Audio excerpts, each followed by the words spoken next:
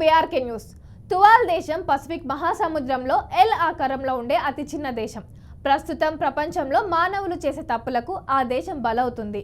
ఎక్కడో భూమికి దూరంగా సముద్రంలో తేలియాడే ఓ చిన్న తువాల్ దేశం ఇప్పుడు గడ్డు పరిస్థితులను ఎదుర్కొంటుంది. మరికొన్ని సంవత్సరాల్లో ఈ దేశం పసిఫిక్ మహాసముద్రంలో మునిగిపోతుంది. ఇక విషయంలోకి వెళితే పసిఫిక్ మహాసముద్రంలో 9 చిన్న చిన్న ద్వీపాల సముదాయంతో ఏర్పడిన దేశమే ఈ తువాల్ దేశం. ఈ దేశం ఆస్ట్రేలియా, హవాయిల మధ్య ఉంటుంది. ఈ బుజ్జి దేశంలో కేవలం 12,000 మంది మాత్రమే జనాభా ఉంటుంది. ఎవరో చేస్తున్న తప్పులకు తువాల్ దేశం చివరికి కనుమరుగవుతుంది. ప్రపంచ దేశాలు విడుదల చేస్తున్న కార్బన్ ఉద్గారాలు ఆ ద్వీపం ఉనికినే ప్రశ్నార్థకంగా మారుస్తున్నాయి. వాతావరణ మార్పుల వల్ల కలిగే అనర్థాలపై అవగాహన లేకుండా మనం చేస్తున్న తప్పులే ఆ దేశానికి శాపంగా మారాయి. ప్రపంచంలో పెరుగుతున్న గ్లోబల్ వార్మింగ్ కు తువాల్ దేశం రాజధాని ప్రాంతం 40% నీట మునిగింది. ప్రపంచంలో పెరుగుతున్న వేడి కారణంగా గడ్డకట్టిన హిమాలయాలు సైతం కరిగిపోవడంతో సముద్ర తీర ప్రాంతంలో ఉన్న చిన్న చిన్న దేశాలు నీటిలో మునిగిపోతున్నాయి. తువాల్ దేశం ప్రతి ఏటా 6.6 మిల్లీమీటర్ల మేరు సముద్రంలో మునిగిపోతుంది. ఈ పరిస్థితులు ఇలాగే కొనసాగితే ప్రపంచంలో గ్లోబల్ వార్మింగ్ కు బలయ్యే తొలి ద్వీపం తువాల్ దేశం కానుందని శాస్త్రవేత్తలు హెచ్చరిస్తున్నారు. ఇక అటువంటి ప్రమాదాలు రాకముందే ఈ దేశం డిజిటల్ దేశంగా మారాలని, తమ సంస్కృతి సాంప్రదాయాలు కూడా సముద్రంలో జల సమాధి కాకూడదనే ముందు చూపుతో ఈ ద్వీప దేశం డిజిటల్ దేశంగా మారడానికి చర్యలు తీసుకుంటుంది. ఇంతకీ ద్వీపం ఏది? అక్కడ ప్రస్తుతం ఎలాంటి పరిస్థితులు నెలకొన్నాయి? ఈ భూమండలంపై ఎన్నో ప్రదేశాలు, ఎన్నో దేశాలు కొన్నేళ్ల నాటి క్రితం ఏర్పడినట్లు మన చిన్నతనంలో పాఠ్యపుస్తకాల్లో చదువుకున్నాం. అలాగే 26 చదరపు కిలోమీటర్ల విస్తీర్ణంలో ఈ చిన్న తువాలు దేశం ఉంటుంది. సుమారుగా 3000 ఏళ్ల క్రితం ప్రజలు తువాలు దేశానికి వలస వెళ్లి అక్కడ స్థిరపడిపోయారు. క్రమేపీ అక్కడ జనాభా వృద్ధి చెందుతుందని చెబుతుంటారు. అక్కడ జనాభాలో 42% మంది చేపల వేటపైన ప్రధాన జీవనం సాగిస్తుంటారు.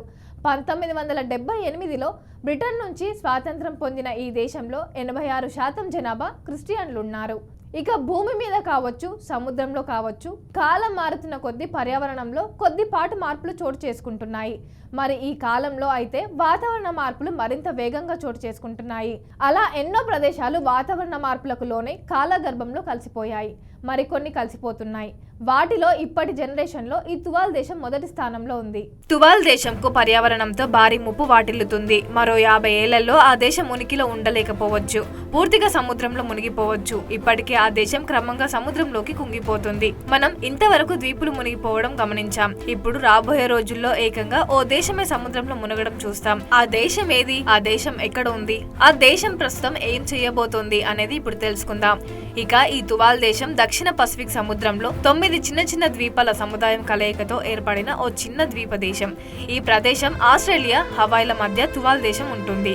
తువాల్ దేశం పునాపుటిని రాజధానిగా చేసుకుని 11,900 మంది జనాభాతో 26 చదరపు కిలోమీటర్ల విస్తీర్ణంలో ఈ దేశం ఉంటుంది. ఈ దేశానికి ఒక విమానాశ్రయం కూడా ఉంది. వారానికి 3 విమానాలు మాత్రమే తువాల్ దేశం నుంచి రాకపోకలు జరుగుతాయి.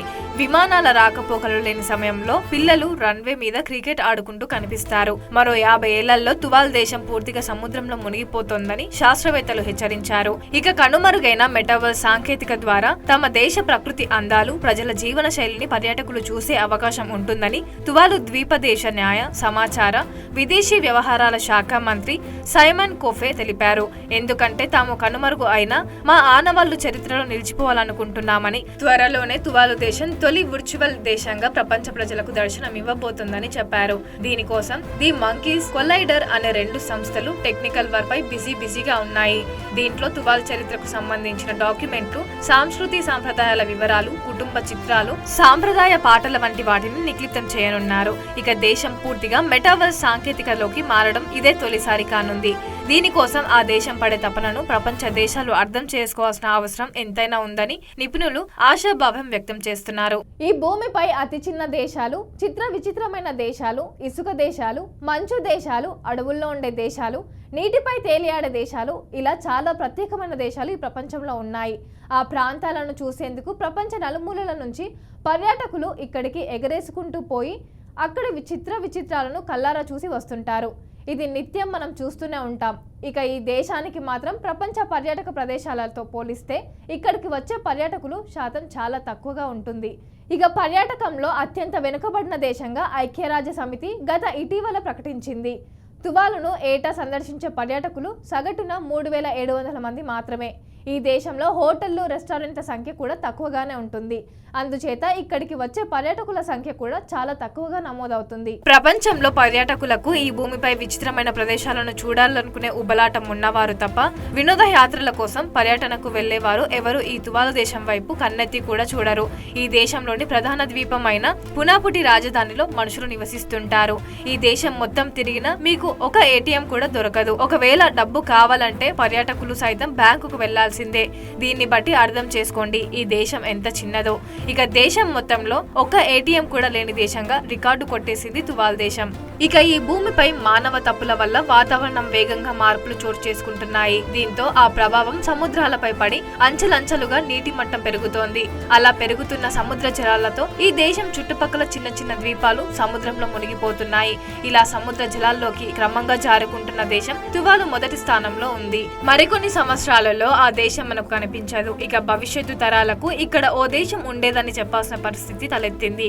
గూగుల్ మ్యాప్స్ నుంచి తన దేశం ఉనికి కనిపించదు. ప్రపంచ పటంలో తువాల్ దేశం ఆనవాళ్లు కూడా ఉండవని శాస్త్రవేత్తలు అంచనా వేస్తున్నారు. ఈ శతాబ్దం చివరి నాటికి అనగా మరో 50 సంవత్సరాల్లో ఈ దేశం పూర్తిగా పసిఫిక్ మహాసముద్రంలో మునిగిపోతుంది. తన దేశానికి ఈ పరిస్థితి రావడానికి తన భావోద్వేగంతో ప్రపంచ దేశాలకు 2021లో తువాలు దేశ విదేశాంగ మంత్రి సైమన్ కొఫే విమర్శలు గుప్పించారు. ప్రపంచ పర్యావరణ వాతావరణ మార్పులకు కారణమవుతున్న చర్యలపై ప్రపంచ దేశాల అధినేతలు ఐక్యరాజ్య సమితి విఫలమయ్యాయని, కేవలం వారి మాటలు చెప్పేందుకే తప్ప నిజానికి పర్యావరణ మార్పులపై ఎలాంటి చర్యలు తీసుకోవడం లేదని ఆగ్రహం వ్యక్తం చేశారు. ప్రపంచం చేస్తున్న తప్పులకు ముందుగా తమ దేశం కనుమరుగు అవుతుందని అగ్రదేశాధినేతలకు సముద్రంలో మోకాల లోతు నీటిలో నిలబడి తన భావోద్వేగ ప్రసంగాన్ని వినిపించారు. మా దేశాలను కాపాడండి అంటూ సముద్రంలో నిలబడి కోరారు.